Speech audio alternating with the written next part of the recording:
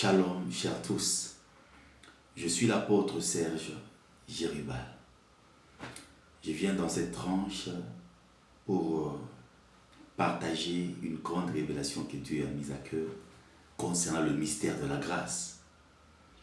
Nous savons que nous avons beaucoup de définitions concernant la grâce, mais je vais essayer de partager ce que Dieu m'a donné, qui va bénir 2 à 3 personnes.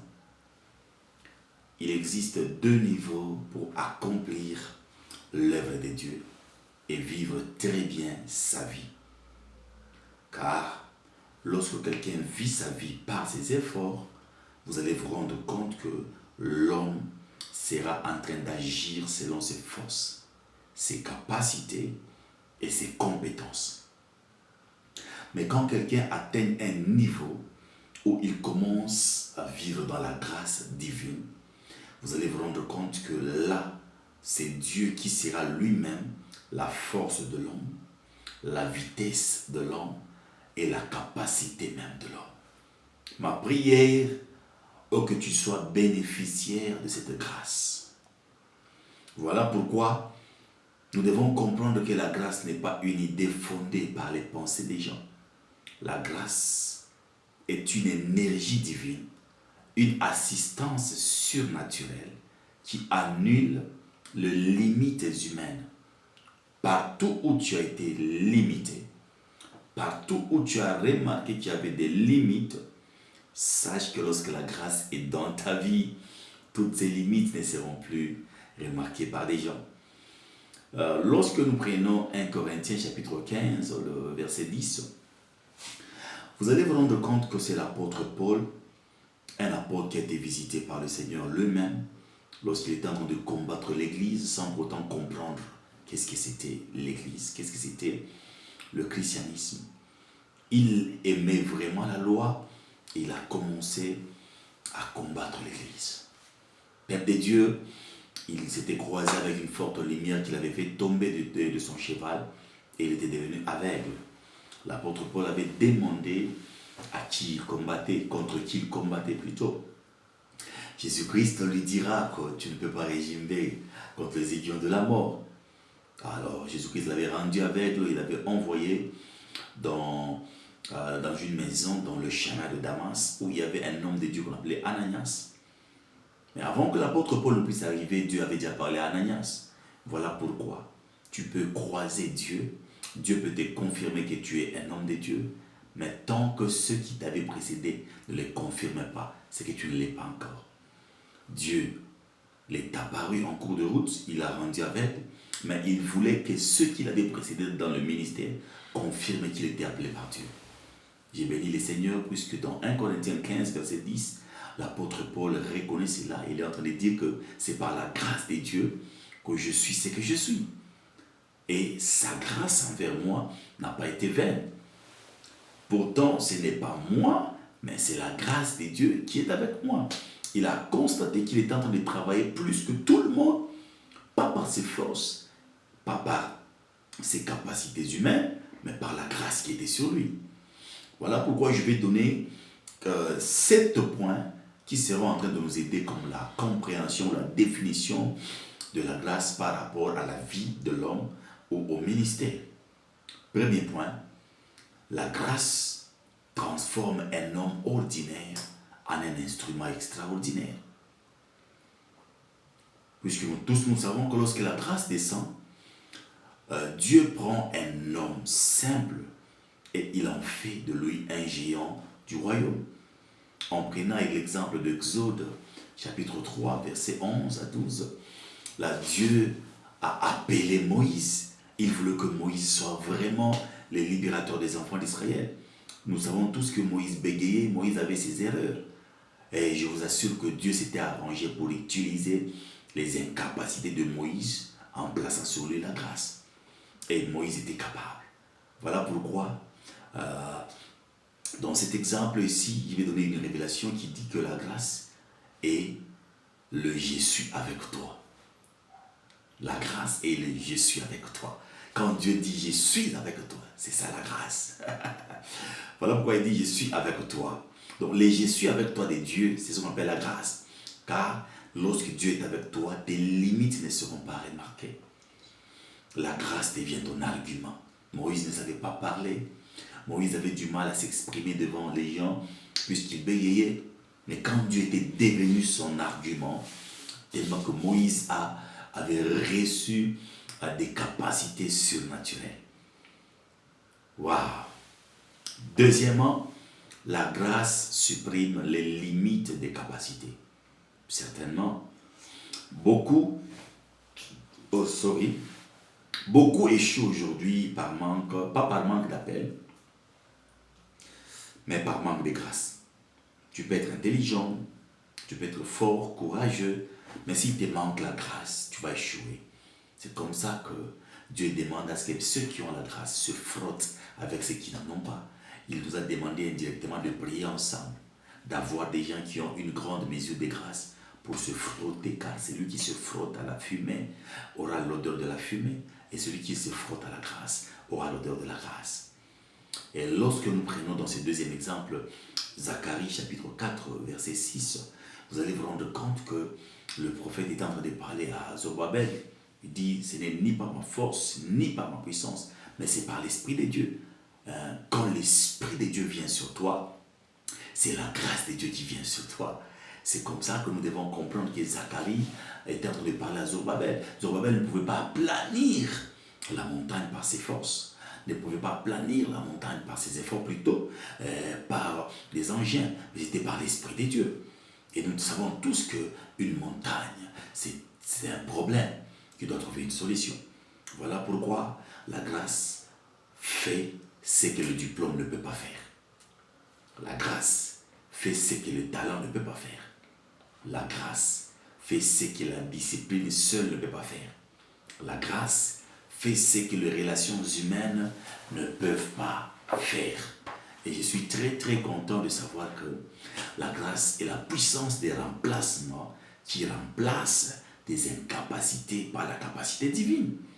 Lorsque tu es incapable de faire quelque chose, et quand la grâce tombe sur toi, des incapacités humaines deviennent des capacités divines. Je bénis le Seigneur quand toi qui me suis, peut-être tu es aux États-Unis, Londres, Canada, Italie et autres. Je prie pour toi que la grâce tombe sur toi au nom de Jésus-Christ de Nazareth. Troisièmement, la grâce ouvre le porte que les hommes ne peuvent pas fermer. Là, on comprend que quand Dieu t'ouvre une porte, personne ne peut t'arrêter, personne ne peut bloquer cette porte. Voilà pourquoi, lorsque nous prenons Apocalypse, chapitre 3, versets 7 à 8, ce texte nous parle beaucoup plus de l'ouverture d'une porte. Lorsque Dieu dit, j'ai mis devant toi une porte ouverte que personne ne peut fermer. Ah, certainement. La grâce est une clé divine qui neutralise les systèmes, les oppositions et les barrières humaines. Quand Dieu ouvre une porte, pour toi, personne ne pourra la fermer. Je lève mes mains, je prie que Dieu t'ouvre le porte de finances, que Dieu t'ouvre le porte de mariage, que Dieu t'ouvre le porte de voyage, que Dieu t'ouvre le porte de grandes opportunités dans ce monde. Et quatrièmement, la grâce change les résultats sans changer ta personnalité. Et c'est parmi des choses que beaucoup ne constatent pas. Dieu peut être en train de t'utiliser sans pour autant qu'il ne puisse te transformer. Nous comprenons que lorsque Dieu veut utiliser quelqu'un, il peut utiliser quelqu'un toujours en n'étant ni beauté, ni éclat. Et puis après, il commence maintenant à transformer la personne. Il va te laisser d'abord, il t'utilise avec tes propres erreurs. Et puis après, il va continuer maintenant à faire quoi? Te transformer. Le cas de Pierre. Lorsque nous lisons Luc chapitre 5, versets 5 à 6, nous allons comprendre que dans ce contexte ici, c'était l'apôtre Pierre qui avait péché toute la nuit, qui n'avait rien eu. Et sur la parole de Jésus-Christ, il est arrivé à pêcher beaucoup de poissons. Et avant que Jésus-Christ ne fasse un miracle, Jésus-Christ l'avait demandé de lui prêter d'abord sa barque. Bien-aimé, peut-être tu es un homme de Dieu, tu es une servante, tu es quelqu'un qui me suit quelque part. Lorsque tu veux que Dieu fasse un miracle, il va utiliser la chose que tu as dans tes mains. Si tu as le bâton, il utilisera ce bâton-là. Si tu as ta barque, prête d'abord ta barque à Jésus-Christ afin qu'il puisse annoncer l'évangile. Après avoir annoncé, il fera un miracle. Et Pierre avait compris. Et Jésus-Christ s'était arrangé. Il a utilisé Pierre sans pourtant le transformer. Il a fait le miracle. Il a utilisé Pierre sans pourtant transformer sa personne. Ma prière est que Dieu t'utilise tel que tu es. Peut-être tu te condamnes à cause de ton passé. Tu te condamnes à cause de dessein que tu as sur ton corps. Tu te condamnes à cause du péché d'hier. Mais sache que Dieu n'est pas l'homme. Lorsque Dieu décide de t'utiliser, il va t'utiliser et sans pourtant te transformer, il va te transformer juste après. La grâce ne t'améliore pas. La grâce te dépasse. Si la grâce t'a amélioré, tu allais automatiquement, Dieu te transforme avant de t'utiliser.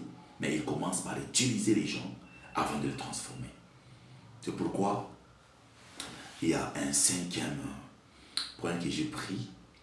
J'ai été en train de dire ceci, c'est que la grâce donne une vitesse que les hommes ne peuvent pas expliquer.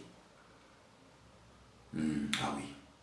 Quand la grâce prend les relais, ton histoire spirituelle avance plus vite que l'âge de ton ministère. Dieu peut faire avec toi, tu commences aujourd'hui, il fait avec toi des choses que les autres ont demandé depuis longtemps, que lui-même n'a pas fait avec eux. Lorsque nous prenons 1 Roi chapitre 18 verset 46, vous allez comprendre que là c'est cette histoire qui parle du prophète Élie, Akab et son serviteur. Akab était le roi ces temps-là d'Israël. Élie, par colère, tellement qu'il avait vu qu'Akab était en train de servir d'autres dieux, Élie avait fermé la pluie. Maintenant, après la demande d'Akab, Élie voudrait prier pour que la pluie ne puisse tomber. Après 3 ans et 6 mois, Élie était monté, il était à la montagne, Akab était là, et son serviteur qui n'avait pas de nom aussi était là. Quand Élie priait, il a prié 6 fois, la pluie n'était pas tombée, il fallait qu'il prie 7 fois. J'ouvre une parenthèse que je dois bientôt fermer. Lorsque tu pries pour une chose et que tu ne retrouves pas la chose, n'arrête pas.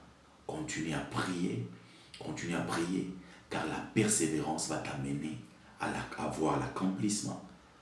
La persévérance, c'est l'ensemble de 2 verbes. Il y a le verbe percer et il y a le verbe voir. Celui qui persévère finit par voir de l'autre côté. Alors, Élie était un homme de persévérance. Il a persévéré. C'est comme ça qu'il est arrivé de l'autre côté. Et nous devons tous savoir que la grâce est une plateforme d'accélération divine. Élie a laissé que Akab puisse le précéder, son serviteur puisse le précéder, quand il a vu vraiment qu'il y avait une forme de main des dieux en forme de nuage dans les cieux. Il a continué à prier et il a dit, vous pouvez me précéder, montez sur votre char, précédez. Et ils étaient montés sur leur char, ils étaient partis à Gisraël. Mais en arrivant à Gisraël, avant qu'ils arrivent à Gisraël, la Bible dit que la main de l'Éternel fut sur Élie. C'est ce qu'on appelle la grâce.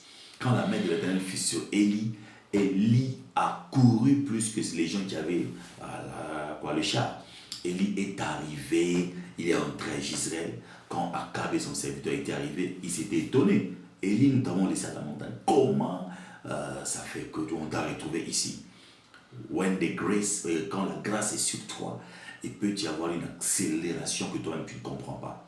Vous pouvez voir quelqu'un qui commence le ministère, dans 2 ans, il fait tout ce que les autres ont fait dans 5 ans. C'est ça Dieu, quand la grâce est sur toi. Et 6e point, nous devons comprendre que la grâce appelle ce qui n'existe pas comme si elle existait. Lorsque nous lisons l'histoire d'Abraham dans Romains chapitre 4 verset 17, on comprend que Dieu était en train de le faire voir que tu es un père, mais tu dois savoir que moi, Dieu, je suis celui qui appelle à l'existence les choses qui n'existent pas comme si elles existaient. Ah oui, ah oui, ah oui, ah oui. Tellement que Dieu, lorsqu'il te fait grâce, il ne te donnera pas seulement ce que toi tu vois, il te donnera même ce que tu n'as jamais vu. Voilà pourquoi de partout où tu es, la distance n'est pas une barrière. Que Dieu te donne même ce que tu n'as jamais pensé. Tu n'as jamais pensé à avoir une télé, que Dieu te donne une télé. Tu n'as jamais pensé à avoir des plateformes où tu vas prêcher l'évangile, que Dieu te donne. Tu n'as jamais pensé à ce que Dieu te mette à côté de quelqu'un qui a une forte grâce pour qu'il te présente dans le monde où il y a des grands esprits qui tuent tous ceux qui servent Dieu. Que Dieu te connecte, que cette grâce-là te soit donnée. Je prie pour toi, puisque nous devons savoir que la grâce est une technologie créatrice qui fabrique de réalités spirituelles et pratiques. Là où il n'y a pas quelque chose, là où les gens de ta famille n'ont rien touché, Dieu peut te laisser toi toucher la chose. Oh la keria, Dieu est capable de te laisser toucher ce que les autres n'ont pas touché. Dieu est capable de te donner 2 millions en un clin d'œil que les autres ont reçu après 2 années. My God. Voilà pourquoi le 7e point, c'est que la grâce rend ta vie et ton ministère indépendant de tes faiblesses. Tu peux avoir des faiblesses, mais lorsque la grâce tombe sur toi, la grâce va s'arranger de manière à ce que tes faiblesses soient cachées. C'est pourquoi, là où tu tombes, la grâce te relève. Là où tu es limité, la grâce t'étend. Là où tu es lent, la grâce te propulse. Lorsque nous lisons 2 Corinthiens chapitre 12, verset 9, nous allons comprendre que c'est l'apôtre Paul qui est en train de dire plutôt dans 2 Corinthiens chapitre 12, verset 9, il dit ceci: ma grâce. Non, c'est Dieu qui dit à l'apôtre Paul: ma grâce te suffit, car ma puissance s'accomplit dans la faiblesse. Lorsque quelqu'un est faible, Dieu se manifeste fortement. Tu te rends compte que tes propres faiblesses deviennent comme une barrière. Et Dieu voit tes propres faiblesses, il se manifeste par tes propres faiblesses pour dire aux gens que tu ne t'es pas appelé toi-même. C'est comme ça. Donc ce que je viens de dire ici, c'est qu'on peut retenir comme révélation, c'est que la grâce n'efface pas tes faiblesses. Elle les transforme en lieu de démonstration de puissance de Dieu. Donc Dieu peut laisser tes faiblesses pour qu'il t'utilise avec tes propres faiblesses.